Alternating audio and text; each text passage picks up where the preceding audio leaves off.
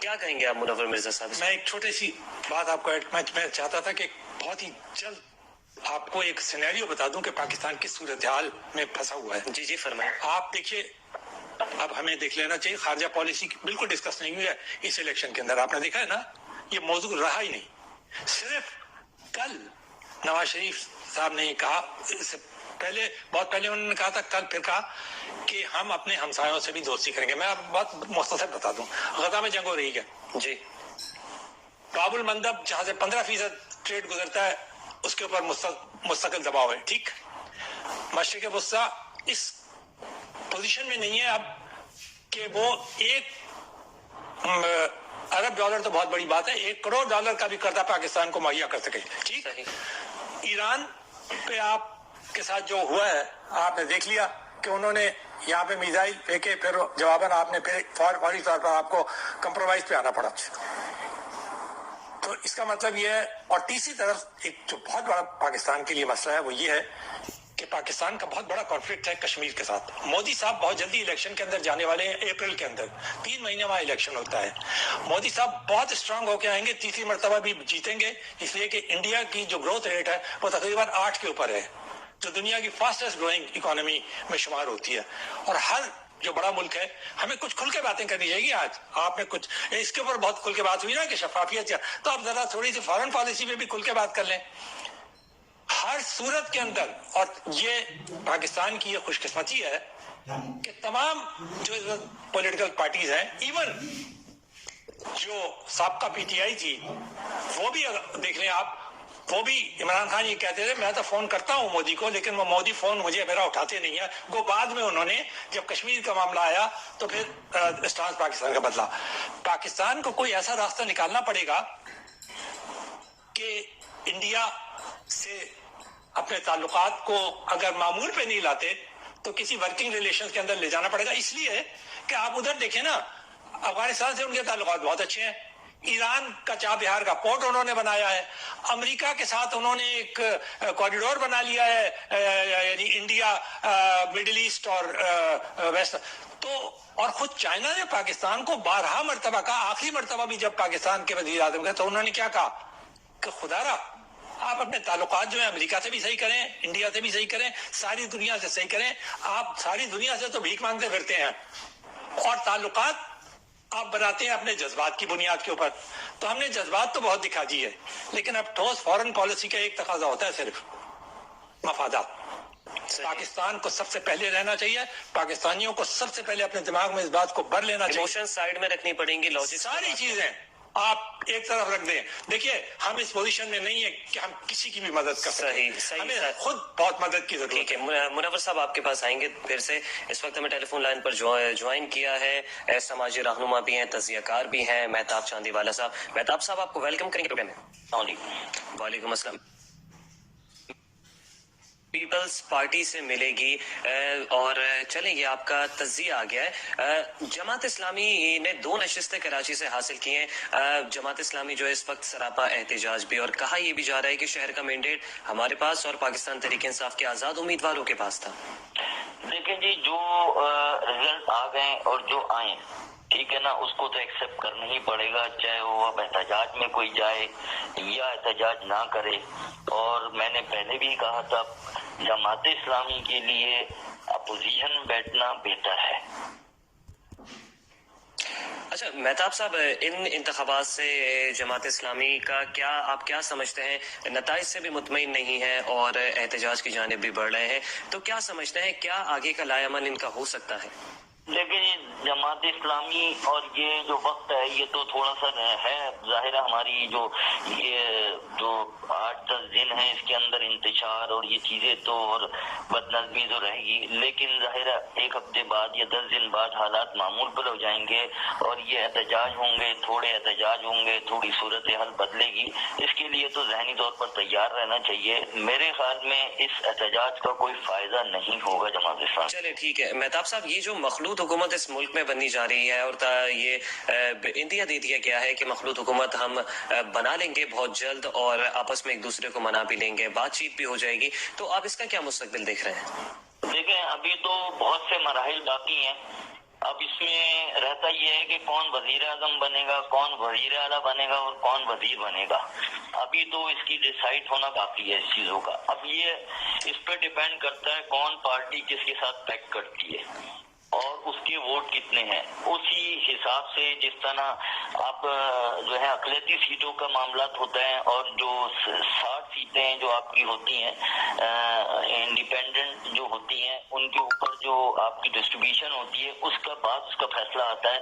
کیونکہ اگر کسی نے 100 سیٹیں لی ہیں تو آٹومیٹکلی اس کا پرسنٹیج بڑھ جاتا ہے تو اس کے پاس 100 کی جگہ زیادہ سیٹیں ہو جاتی ہیں. اچھا مہتاب صاحب، پاکستان پیپلز پارٹی کا موقف یہ ہے، دو ٹوک موقف ہے کہ ہمارے بغیر حکومت بن نہیں سکتی، ہم ہوں گے تو حکومت بنے گی. تو کیا وزیر اعظم آپ بلاول کو بنتا دیکھ رہے ہیں؟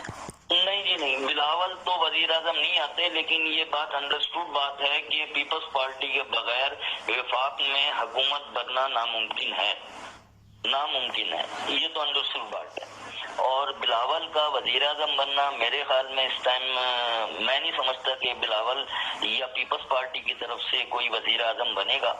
یہ مجھے جو آگے میرا جو اپنا تجزیہ یہ ہے کہ نون لیگ کی طرف سے آئیں گے اور نون لیگ میں جو میرا تجزیہ وہ کہتا ہے وہ شہباز شریف کہتے ہیں.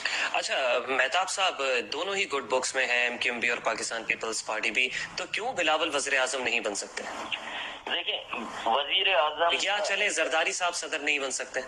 نہیں، دیکھیں آپ کی بات بالکل صحیح ہے. دیکھیں ایک میچورٹی ہوتی ہے، پولیٹیکل میچورٹی. ابھی میں سمجھتا ہوں کہ بلاول جو ہیں ان کے اندر میچور پولیٹیشین نہیں بن سکے ابھی تک.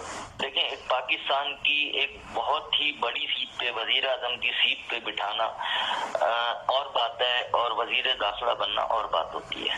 اس کے اندر ایک میچورٹی چاہیے ہوتی ہے جو میرے خیال میں سیاسی میچورٹی ابھی ان میں موجود نہیں ہے. لیکن مہتاب صاحب آپ کیا سمجھتے ہیں، کیا 70-75 سال کی عمر میں ہی جو ہے وہ میچور ہوں گے؟ کہ عوام تو چینج چاہ رہی ہے اور یہ بھی چاہتی ہے کہ کوئی نوجوان ہی وزیر اعظم بنے، اس ملک کی کمان بھی سنبھالے. دیکھیں نوجوان تو ہیں، نوجوان تو ہزاروں ہمارے ملک کے اندر موجود ہیں، لیکن اصل میں ہر آدمی کو ہر چیز نہیں دی جاتی. اس کی میچورٹی اور اس کی قابلیت تو میں نہیں کہوں گا، قابل تو ماشاءاللہ ہیں، لیکن ابھی ان کے اندر ٹائم ہے، اس چیز کا ٹائم باقی ہے. شاید اگلے الیکشن کے اندر پاسبلٹی ہے کہ جو ہے بلاول وزیر اعظم کی سیٹ تک پہنچ جائیں. ٹھیک ہے منور صاحب، آپ نے تجزیہ ملاحظہ کیا مہتاب صاحب کا، آپ کیا دیکھ رہے ہیں؟ بلاول کا کیا مستقبل دیکھ رہے ہیں؟ میں دو باتیں آپ کی گزارش کروں گا. سب سے پہلے تو آپ یہ بات خیال میں رکھیے گا کہ یہ وزیر اعظم بننا اس وقت کوئی پھولوں کا سیج نہیں ہے. صحیح. یہ کوئی تحفہ نہیں ملے گا کسی کو، جو یہ کانٹوں کا سیج ہے. میں تو پہلی بتا دی آپ کو کہ جیٹ پکڑے گا اور لوگوں سے بھیک مانگنے کے لیے نکل جائے گا، پہلی بات. پھر لوگوں کو یہاں پر مطمئن رکھنا کہ وہ جو بجٹ آپ کا 3 مہینے دور ہے، وہ آپ کا بنانا کس طرح بنائیں گے آپ کو خود بھی نہیں پتا. کہ آپ کو سب سے زیادہ اسٹرانگ جس آدمی کی ضرورت ہے نا، وہ وزیر اعظم نہیں ہے، وزیر خزانہ اور اس کی اکنامک ٹیم کی ضرورت ہے، جو ہر وقت IMF کو اور دنیا کو یہ مطمئن کر سکے کہ پاکستان ایک چلنے والا. دوسری آپ بلاول والی بات پہ آ جائیں. سالدار موجود ہیں، جو بھی کوئی ہو، دیکھیے میں کسی کے اوپر نہیں جاتا، میں تو یہ کہتا ہوں اگر آپ کی کیا ریکمنڈیشنز ہیں؟ میرے خیال میں نون لیگ کے پاس ایک اچھی اقتصادی ٹیم ہے اور پیپلز پارٹی خود نہیں چاہے گی کہ بلاول بھٹو جو ہیں وہ اس تو منور صاحب مفتاح اسماعیل کے اچھا آپشن نہیں تھا؟ اچھا آپشن ہے، بہت اچھا آپشن ہے. میں تو شاید خاقان عباسی کو بھی بہت اچھا آپشن سمجھتا ہوں. گوبر ناراض ہے لیکن کس وقت اس سیاست کے اندر کون دوست بن جائے. دوسری بات میں آپ سے ایک اور کہنا چاہتا تھا، وہ میں آپ سے یہ کہنا چاہتا ہوں کہ وزیر اعظم بننے، آپ نے بھی نوجوان کا ذکر کیا کہ نوجوان تو چاہتے ہیں کہ وزیر اعظم نوجوان بنے. بالکل. کیا صرف بلاول بھٹو ہی نوجوان ہے؟ تو آپ کے پاس بھی تو ہے نہیں، نون لیگ کے پاس ان کی بیٹی ہے جنہوں نے چیف آرگنائزر ہے، نمبر 2 ہے مسلم لیگ نواز گروپ کے اندر. لیکن مسئلہ ان کے ساتھ منور صاحب ہینڈسم PM جو تھے وہ تو سلاخوں کے پیچھے. کون ہینڈسم PM جو تھے؟ دیکھیے میں اس کے اوپر اس لیے نہیں کامنٹ کروں گا کہ یہ سارے کیسز جو ہیں ان کے کیسز سارے سبجیڈس ہیں، اور سبجیڈس کیسز کے اوپر ہم ڈسکس تو کر لیتے ہیں، ہم کہہ بھی دیتے ہیں اپنی پسند اور ناپسند کا خیال. اگر میرا بس ہو तो मैंने तो 2018 में भी ये कहा, 17 में भी कहा था कि जब नवाज शरीफ को खड़ा किया था ना ले जाके अकामा के और उसमें मैंने कहा था कोर्ट के अंदर खुदा के वास्ते सियासी फैसले ना करें। अमेरिका में तरीकाकार ये है, बरतानिया में तरीकाकार ये है, फ्रांस में तरीकाकार ये है, वो सियासी केस जब आता है ना किसी का, उठा के फाइल पूरी की पूरी बाहर फेंक देते हैं, कहते हैं जाओ पार्लियामेंट में। ब्रेक्सिट के केस के अंदर आपको याद है बोरिस जॉनसन के खिलाफ वो 40 आदमियों ने सुप्रीम कोर्ट में दावा कर दिया, उन्होंने 7 जजों ने फेंक दी। उसने कहा ब्रेक्सिट सियासी मामला है, हम क्यों इसको डील करें, अवाम ने जो वोट दिया तुम फैसला करो, तुम्हें किस लिए मुंतखब किया है। ये पाकिस्तान के अंदर एक बीमारी की तरह लाख हो गई है जब से ये जुडिशियल एक्टिविज्म का चक्कर शुरू हुआ है ना 2007 में, कि जनाब हर वक्त आप कोर्ट में खड़े रहते हैं, वजीर आजमों के फैसले कोर्टों में होते हैं सारे के सारे। अवाम ने फैसला किया है, गलत किया है, सही किया है, देखिए हमारी तारीख है। अवाम के पास एक और राइट है, अगर वो ये महसूस करते हैं, एक आदमी एतमाद तो आप कर चुके हैं ना मिड टर्म के अंदर, अगर सेकंड टर्म में आप ये महसूस करते हैं 2 साल बाद 2.5 साल बाद कि ये उनकी एक्सपेक्टेशन पूरा नहीं उतर रहे, फिर आप आदमी एतमाद में चले जाइए, फिर आप इलेक्शन में चले जाइए। मिड टर्म इलेक्शन होना कौन सी ऐसी बात है। मुझे आज तक याद है 95 के अंदर इंडिया के अंदर एक मिड टर्म इलेक्शन हुआ था, देवेगौड़ा साहब आए थे, एक वोट से 3 साल तक